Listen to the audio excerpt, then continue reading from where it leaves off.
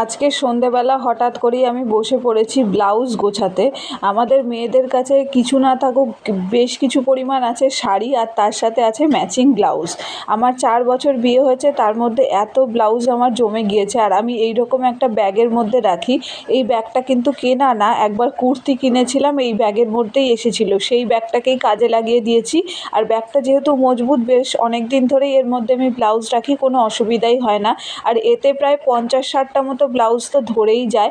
আর যদিও রাখার অপশান নেই, এর মধ্যে আরও কিছুটা ব্লাউজ আলাদা করেই রাখতে হয়েছে। এর মধ্যে যতটা ধরেছে প্রায় সবটাই এর মধ্যে রেখে দিয়েছি। আর আমার এর মধ্যে সব ভালো ব্লাউজ, নর্মাল ব্লাউজ সবটাই আমি একসাথেই রাখি।